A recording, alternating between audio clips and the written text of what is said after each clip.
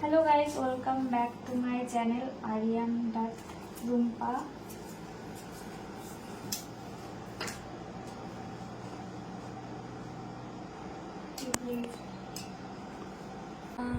আজকে 11 জুন, আজকে আমার বার্থডে। আগের বছর তো বার্থডেটা করা হয়নি সেইভাবে। আরিয়ান ছিল না, আরিয়ান হায়দ্রাবাদ ছিল। রাত্রি 12টার সময় ফোন করে উইশ করেছিল, কারণ ওর নাইট ডিউটি ছিল।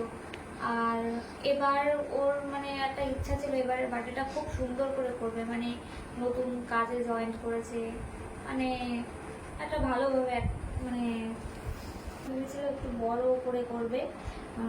সোশ্যাল মিডিয়াতে অনেকবার বলেও ছিল যে রুম্পার বার্থডে আসছে, রুম্পার বার্থডেটা খুব সুন্দর করে করবো, আর সেটা তো আর সম্ভব হলো না। তো মারা যাওয়ার 2 দিন পরে আমি ওকে স্বপ্নে দেখেছিলাম।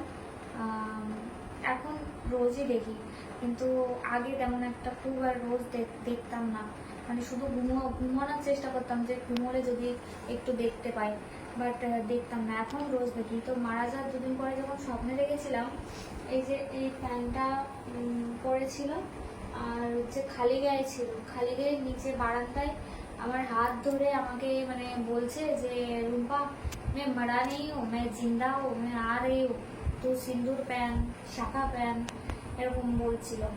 তো তারপরে এখন মানে রোজই দেখি স্বপ্নে, রোজই আসে।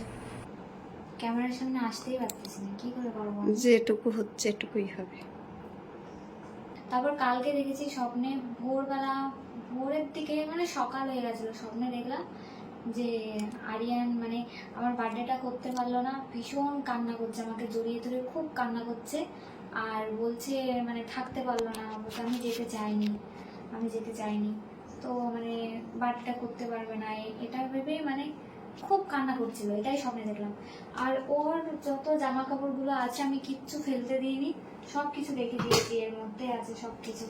ক্যামেরা নিয়ে দেখে এদিকে নিয়ে আয় ক্যামেরাটা। লাইট থাকলে ভালো হতো।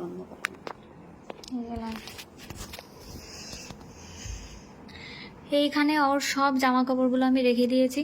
মা বলেছিল অন্য ঘরে এগুলোকে রেখে দেবে, কিন্তু আমি কিচ্ছু দিইনি, সব আমার কাছে রেখে দিয়েছি। আমি কথাও বলতে পারছি না। এই বলটা হায়দ্রাবাদ থেকে নিয়ে এসেছিল, মাঝে মাঝে খেলতো, রুমের মধ্যেই খেলতো। আর এই যে যখন অ্যাক্সিডেন্ট করেছিল এই সানগ্লাসটা ওর পকেটে ছিল। আর এই তুলসী মালাটা নিয়েছিল, তুলসী মালাটা না ছিঁড়ে গেছিল। যখন ছিঁড়ে যায় তুলসী মালাটা আমাকে বলেছিল যে রুম্পা তুলসী মালাটা ছিঁড়ে গেল, কিছু হবে? আমি বললাম না না, আমিও তো ভালো বুঝতে পারিনি।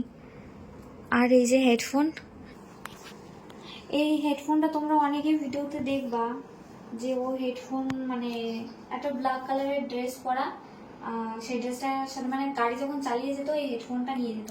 তো আমি এই হেডফোনটা না রেখে দিয়েছিলাম, দিতাম না যে তুই হেডফোন লাগিয়ে গাড়ি চালাস, যদি কিছু হয়, দিতাম না। এই হেডফোনটা রেখে দিয়েছিলাম বলে যখন অ্যাক্সিডেন্ট হলো তখন গাড়ির মধ্যে ব্যাগের মধ্যে দেখি এই হেডফোনটা, মানে আমি এটা নিয়ে নিয়েছিলাম, ও আবার এই হেডফোনটা কিনেছিল। মানে কথা শুনতো না, একদমই কথা শুনতো না। এটা আমি রেখে দিলাম, যার জন্য ও কি করলো আবার আরেকটা কিনে, যে এটা ব্যাগের মধ্যে পেয়েছিলাম। আর এখানে ওর আগে জামা কাপড় আছে। কালকে যে স্বপ্নটা দেখেছিলাম সেই স্বপ্নটায় ও এই ড্রেসটা পরেছিল। এই জামাটা পরলে ওকে ভালোও লাগতো হ্যাঁ, বেশি। এই জামাটা না আমার পছন্দ হতো না, মানে আমি বলতাম এই জামাটা আমার ভালো লাগে না, কেমন যেন লাল আর কালো, ভালো লাগতো না। তো সোমার খুব পছন্দ ছিল, যখন রীতাদের বাড়িতে গেছিলাম এই ড্রেসটা পরেছিল। আমি বলেছিলাম যে এই ড্রেসটা কেন পরলি? বলছে সোমা বহুত পছন্দ করती है। और সোমা পছন্দ करती है, तू तो मेरे साथ जा रही है ना, तो ये ड्रेस क्यों पहना? ফির এটাও পরেছিল ড্রেসটা, ওর খুব মানে পছন্দের ছিল ড্রেসটা। আর ওর কাছে না সবসময় গীতা থাকতো, এই যে একটা গীতা, ওর ব্যাগের মধ্যেও গীতা ছিল। গীতা নিয়েও শুয়ে থাকতো। তিতাসদার কাছে যখন গেলাম না, তিতাসদার ওখান থেকে গীতা আরো নিয়ে এসছে, বই নিয়ে এসছে, গীতা নিয়ে এসেছিল, নিয়ে শুয়ে থাকতো। ওর সাবজেক্ট ছিল তেলেগু, তেলেগুর এই বইটা নিয়ে এসেছিল দাদার কাছ থেকে। আর ইংলিশ, ওর হিন্দি সাবজেক্ট ছিল না, ইংলিশ ছিল।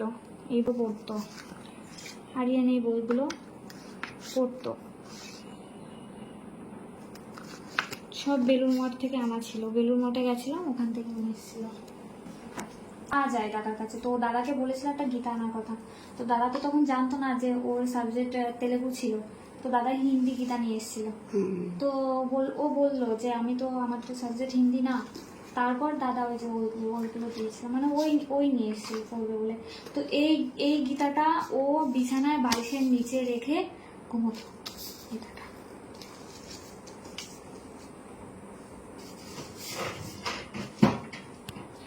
शंकर भगवान का भक्त था वो, মানে শঙ্কর ভগবানকে ভীষণ মানতো। আর আমি সব ভগবানকে মানতো, কিন্তু শঙ্কর ভগবানকে মানে সবসময় ডাকতো, স্মরণ করতো। আর আমি তো একটু কৃষ্ণ ভক্ত, তো এই যে আমি যেখানে যেতাম এটা আমার পার্সের মধ্যে সবসময় থাকতো, কৃষ্ণ।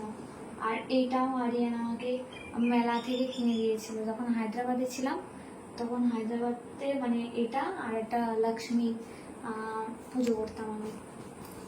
আর এই যে ওর বিছানা, এটা ওরই বালিশ, এসি না হলে ঘুমোতো না, এই যে এসি ওর লাগবেই। আর এই যে কম্বলটা, এসি, এই কম্বলটা না হলে ঘুমোতে পারতো না, মানে কাঁথা নিত না, বলতো তো, ও তো बोलता नहीं चाहिए, और ये कंबल ही चाहिए मुझे, কম্বলটা লাগতো। আর ওর জামা কাপড় সবই এখানে আছে, সব কিছু এর নিচে আছে, এখানেও আছে, আমি সব জামা কাপড়গুলো রেখে দিয়েছি, অ্যালবাম শুট করতে চাইছিল, 3টে অ্যালবাম শুট করতে চাইছিল। 3টের মধ্যে হয়তো 2টো আমি চেষ্টা করছি করার, কারণ স্টোরিগুলো ওরই ছিল, মানে ওরই স্টোরি, ওর খুব পছন্দের ছিল। তো 2টো আমি চেষ্টা করছি করার, আর একটা তো আমি পারবো না, কারণ ওটা একটু বেশি বাজেটের। আর আমার তো ভিডিও করতেই হবে, কারণ ভিডিও না করলে আমার চলবে না। তো আস্তে আস্তে আসছি ভিডিওয়ে। এটা আমার বোন ওকে গিফট করেছিল, আর এটা আমার বোন গিফট করেছিল, কারণ আমার না বডি স্প্রে একদম মানে গন্ধ আমি সহ্য করতে পারি না, আমি ইউজই করতে পারি না এগুলো, আমি শুধু রেক্সোনাটাই ইউজ করি। তো মা আর আমার বোন খুব মানে বডি স্প্রে, ও মানে যখন বডি স্প্রে গুলো মানে লাগাতো না, মানে উপরে দাঁড়িয়ে নিচে পর্যন্ত সেন্ট চলে যেত, মানে